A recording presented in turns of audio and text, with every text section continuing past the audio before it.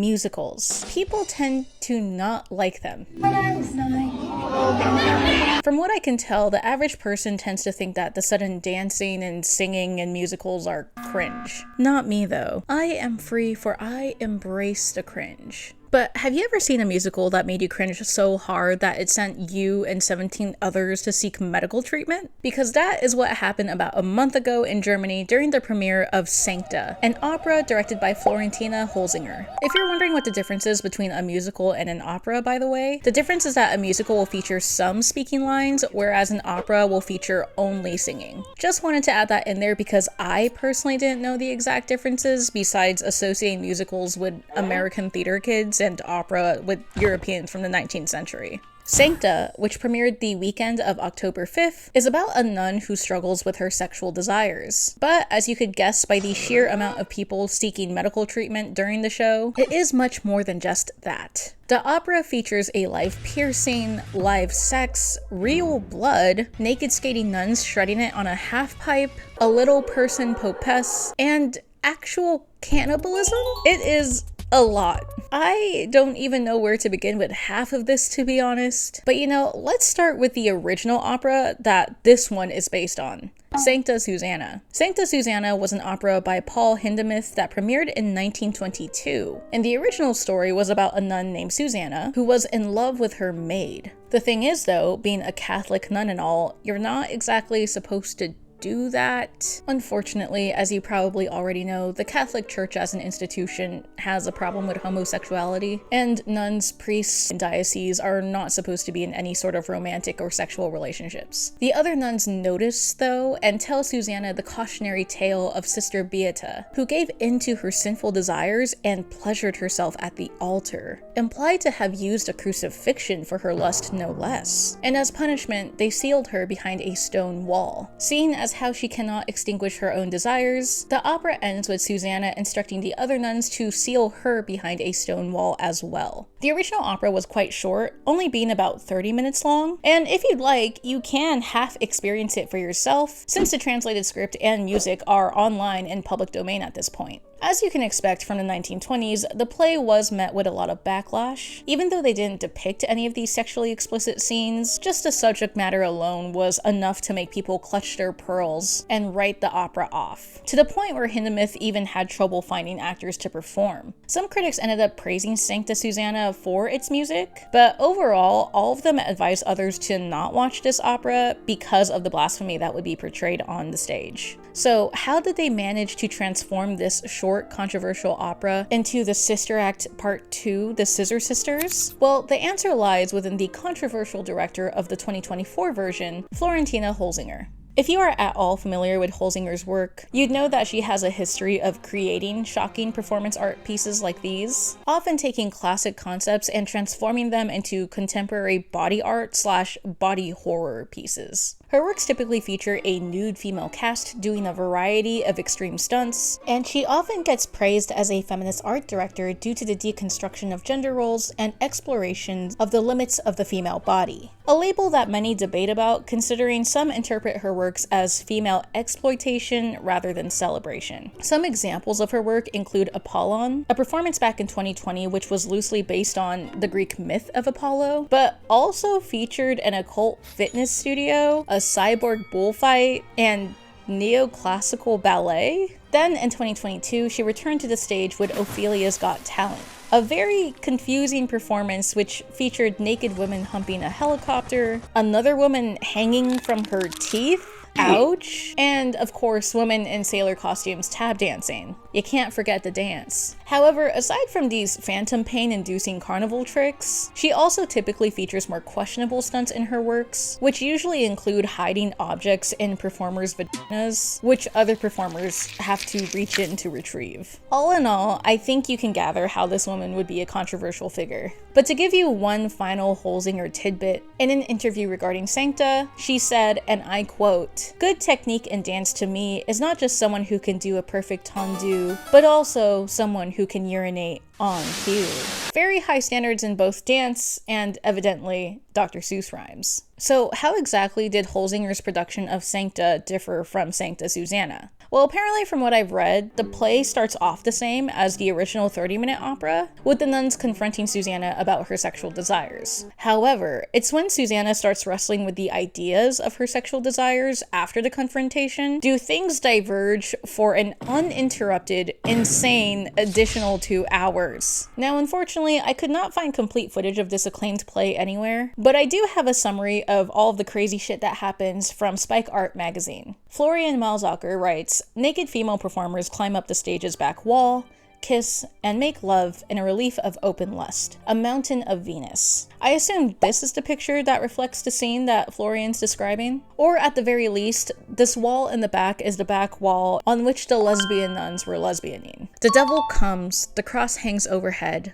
everything red. With bits of fog and heavy metal, this must be hell. A crane robot holds the eternal light, or sometimes a cross. Later, it serves as a wine shower and turns a popess on her own axis. Half-naked nuns disco roll in a half-pipe, while the sisters' choir sings Kyrie eleison, a Latin phrase meaning Lord have mercy. Now, sadly, I could not find any explanation regarding the skating nuns. I assume this is one of those stunts where Holzinger attempts to explore the reaches of female ability, but you know what? I think Christians and heathens alike can all agree that that's sick as hell. Meanwhile, Jesus himself comes stomping through the foyer, bickers ticketously through the door, and takes over the action. Okay, so this wasn't stated anywhere in Florian's article, but in a different article by the Opera Wire, apparently the Jesus character in this opera also performed Eminem songs? I very much wonder which Eminem songs and why they assigned Jesus to rap Eminem songs of all things. If you have any theories on which Eminem songs would probably be most appropriate for Jesus to rap,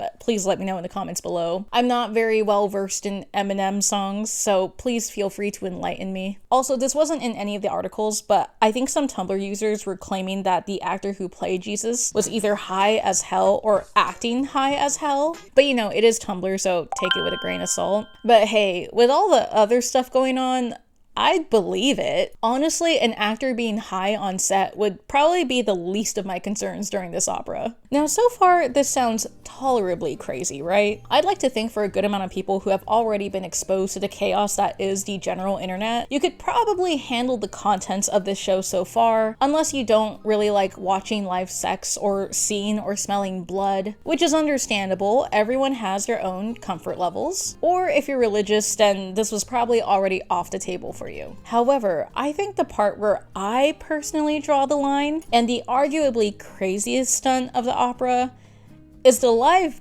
cannibalism. If you're thinking, why is there cannibalism involved? Well, don't forget, these are Catholic nuns after all. And what is Catholic Mass without communion? In the show, they perform their own communion of sorts by removing a sliver of flesh from one of the performer's sides, pan-frying it in oil. Yes, they bring the pan and a burner on stage, and then placing it in another performer's mouth.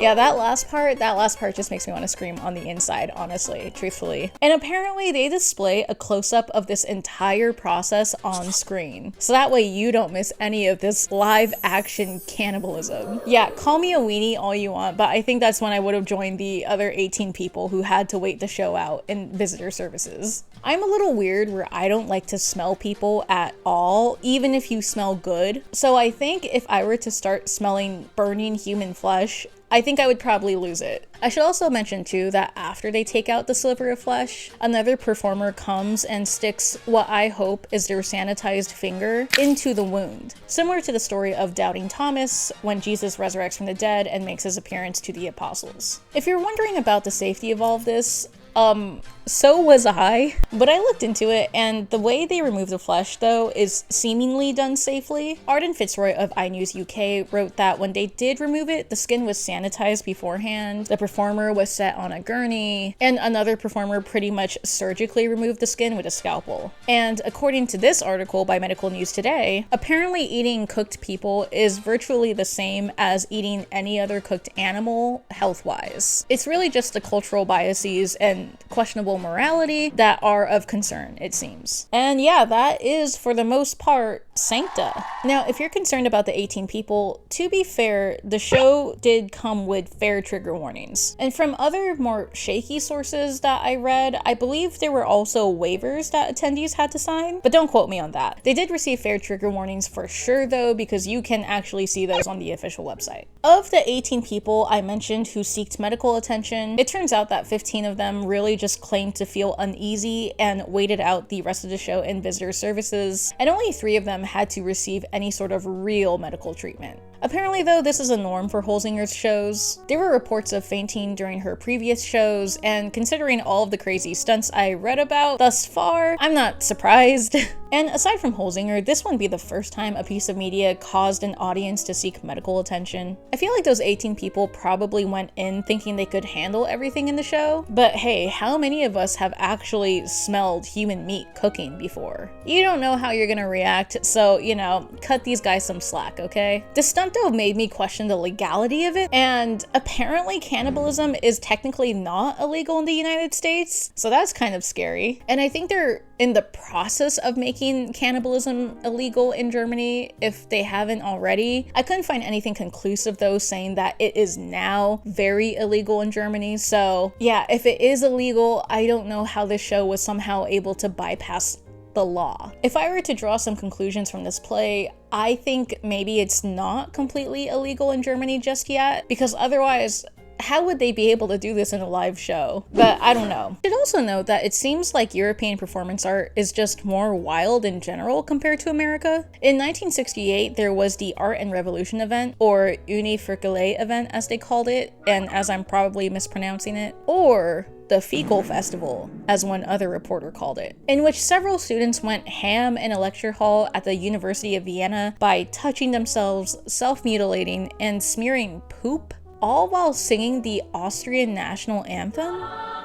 A similar event was this performance in Finland in 1987 by Jumalan Titari, hopefully I pronounced that right, in which a group of student actors from Helsinki Theatre Academy used fire extinguishers, raw eggs, whips, fireworks, and of course poop, to drive out all of their audience members except for one brave Eli Alto, who remained in the theater and took the only known pictures of the event. My question is, why does it always involve poop? Let me get everything bagel, do a half pound of poop. But anyway, all that to say, Europeans are no stranger to extreme performance art pieces. The other pressing question is, was Sancta actually good? Well, if it's any measure, the show was completely sold out during its time on stage. And I've only actually read good reviews from the people who attended. The only bad press I've seen are from people who wouldn't watch the opera in the first place because of the religion involved. But from the reviews I've seen, people have called this show very optimistic,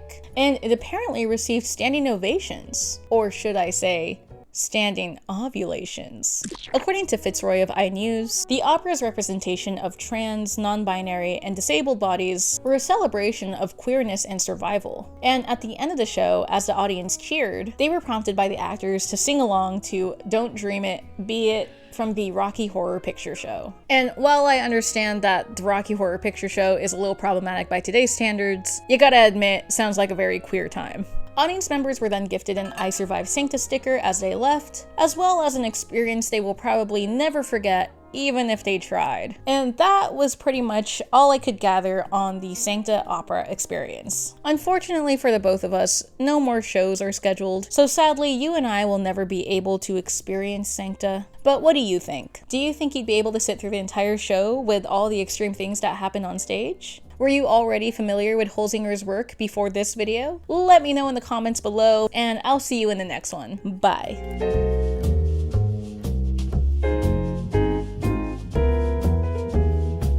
Let me do a half a pound of bacon, egg, and cheese with a little bit of mayonnaise on the side, and then, I don't know, throw a little poop on the top.